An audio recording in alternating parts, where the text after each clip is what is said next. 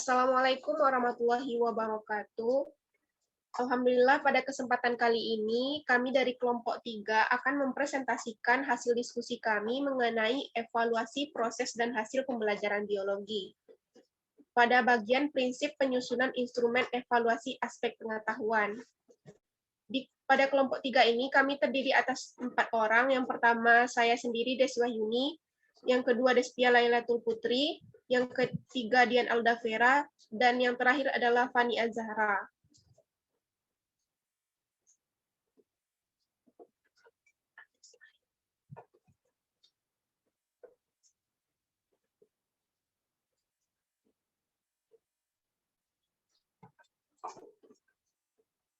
Ganti slide, Fan.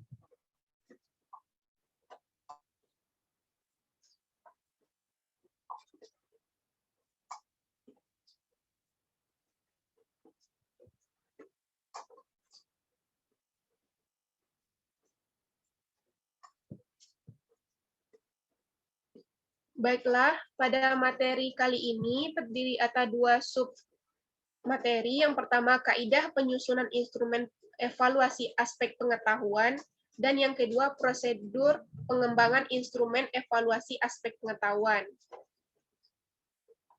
Yang pertama yaitu kaidah penyusunan instrumen aspek pengetahuan terdiri dari validitas. Validitas ini terdiri dari 5 pula. Yang pertama, validitas serentak, yaitu ketepatan hasil pengukuran dengan 2 alat ukur yang dilakukan secara serentak. Yang kedua, validitas kriterion relatif, merupakan membandingkan tes dengan 1 atau lebih variabel atau kriteria. Yang ketiga, validitas prediktif, ketepatan hasil pengukuran dengan alat lain yang dilakukan kemudian. Yang keempat, ada validitas konstruk, ketetapan konstruksi teoretis yang mendasari disusunnya tes. Dan yang terakhir, validitas isi, ketepatan materi yang diukur dalam tes.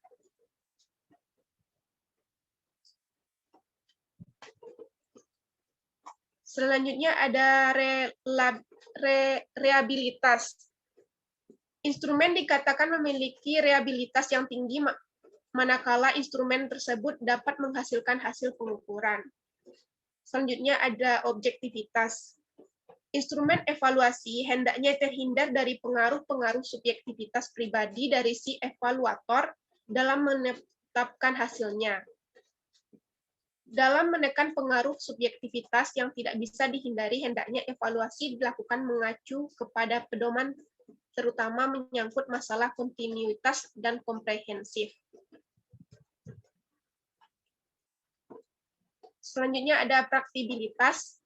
Sebuah instrumen evaluasi dikatakan memiliki praktikabilitas yang tinggi apabila bersifat praktis dan mudah mengadministrasinya.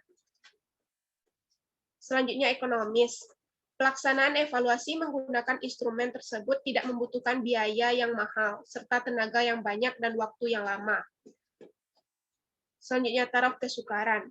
Instrumen yang baik terdiri dari butir-butir instrumen yang tidak terlalu mudah dan tidak terlalu sukar. Sekian dari saya. Selanjutnya selanjutnya akan dibacakan oleh Putri. Pada Putri dipersilahkan. Baiklah, terima kasih moderator. Saya akan menjelaskan tentang daya pembeda. Yang mana daya pembeda sebuah instrumen adalah kemampuan instrumen tersebut membedakan antara audiens yang pandai atau berkemampuan tinggi dengan audiens yang tidak pandai atau berkemampuan rendah. Evaluasi harus dilakukan secara kontinu, terus-menerus, dengan evaluasi yang berkali-kali dilakukan, maka evaluator akan memperoleh gambaran yang lebih jelas tentang keadaan audiens yang dinilai. Next one. Yang kedua, prosedur pengembangan instrumen evaluasi aspek pengetahuan.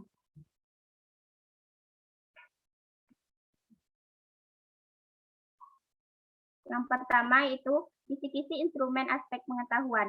Perencanaan penilaian dilakukan saat menyusun rencana pelaksanaan pembelajaran atau RPP.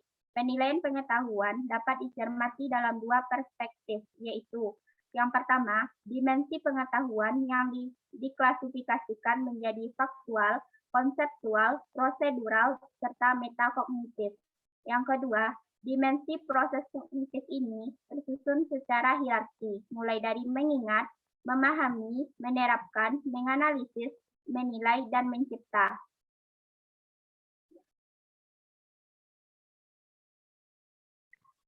Selanjutnya, dimensi pengetahuan yang dinilai beserta contohnya.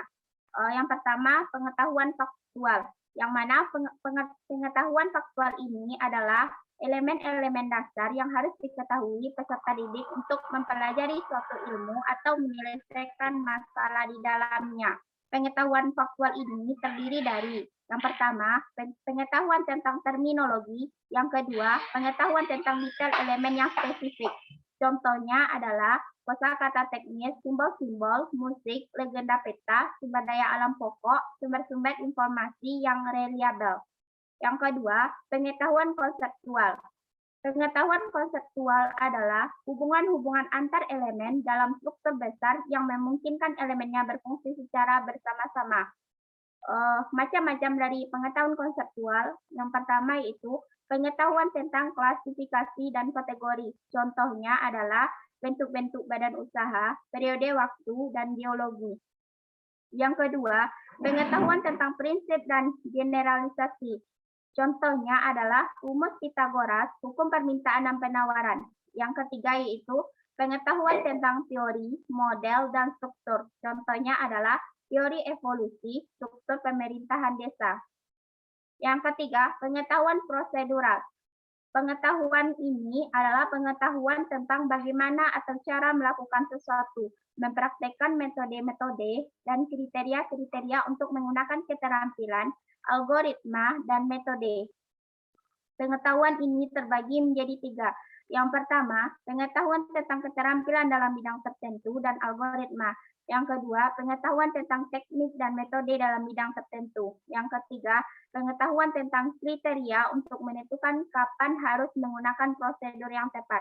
Contohnya adalah keterampilan melukis dengan cat air, algoritma pembagian seluruh bilangan, teknik wawancara, penerapan metode ilmiah dalam pembelajaran, kriteria untuk menentukan kapan harus menerapkan prosedur hukum Newton, kriteria yang digunakan untuk menilai visibilitas metode.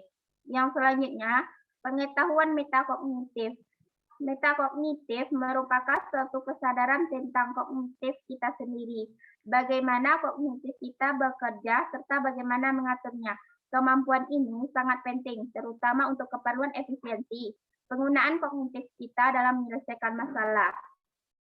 Sekian materi yang saya sampaikan. Saya kembalikan kepada moderator.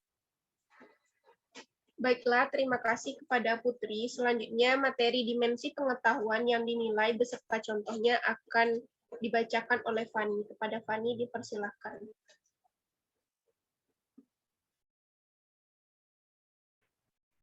Baik, terima kasih kepada moderator. Selanjutnya yaitu pengetahuan metakognitif, yaitu metakognitif merupakan suatu kesadaran tentang kognitif kita sendiri, bagaimana kognitif kita bekerja serta bagaimana mengaturnya. Kemampuan ini sangat penting terutama untuk keperluan efisiensi penggunaan kognitif kita dalam menyelesaikan suatu masalah. Secara ringkas, metakognitif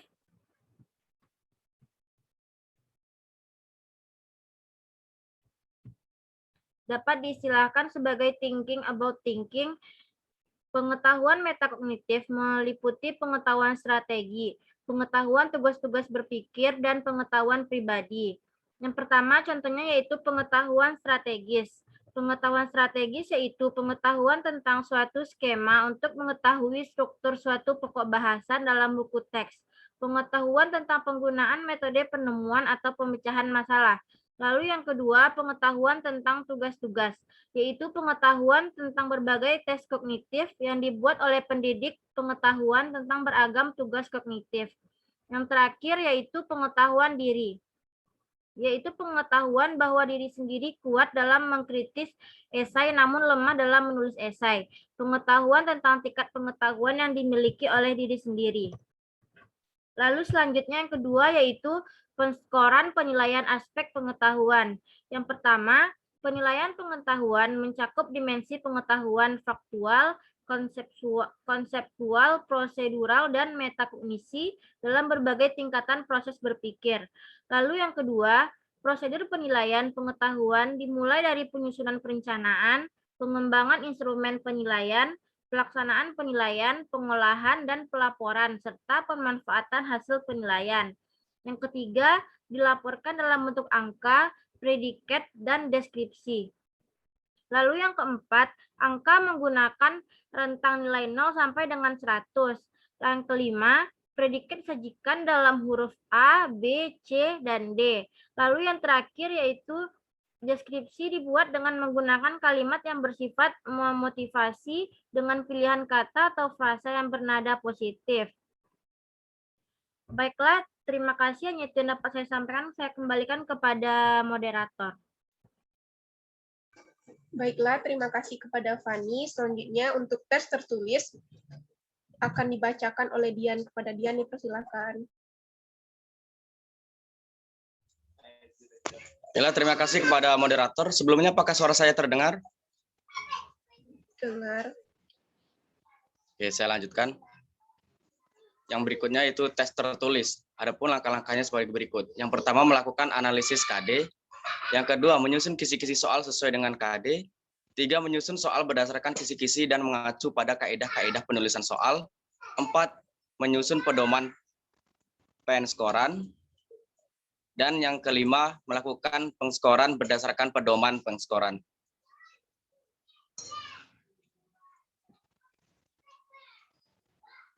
Untuk yang selanjutnya itu tes lisan, adapun langkah-langkahnya sebagai berikut. Yang pertama, melakukan analisis KD. 2, menyusun kisi-kisi soal sesuai dengan KD. Yang ketiga, membuat pertanyaan atau perintah.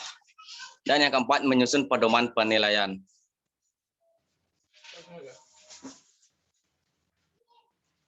Berikutnya penugasan. Penugasan adalah pemberian tugas kepada peserta didik untuk mengukur pengetahuan dan memfasilitasi peserta didik memperoleh atau meningkatkan pengetahuan. Tugas dapat dikerjakan secara individu atau kelompok sesuai karakteristik tugas.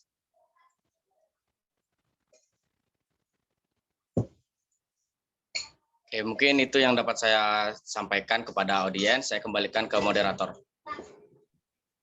Baiklah, terima kasih kepada Dian. Sekianlah hasil presentasi kami. Assalamualaikum warahmatullahi wabarakatuh.